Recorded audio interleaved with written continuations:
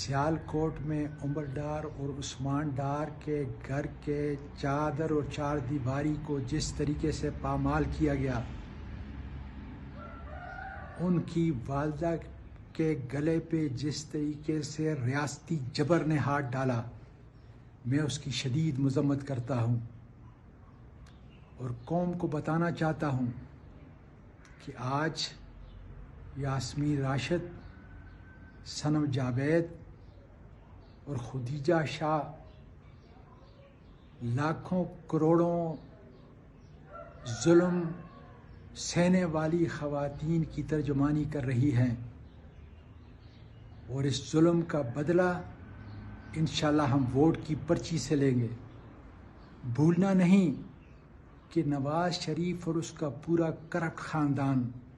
جنہوں نے اس ملک کے ہر اثاثے کو لوٹا، جنہوں نے ہمارے ملک کے ریاستی اداروں کو ہدف بنایا، پھر ان اداروں کو خریدا اور اپنے اس ملک کو، غریب ملک کو لوٹ کر اس ملک کی دولت کو باہر لے کے گئے، ان سے انتقام لینے کا وقت 8 فروری آپ کا ووٹ ہے۔ اللہ تعالیٰ آپ کو سرور کرے اور انشاءاللہ تعالیٰ کامیابی ہماری ہوگی۔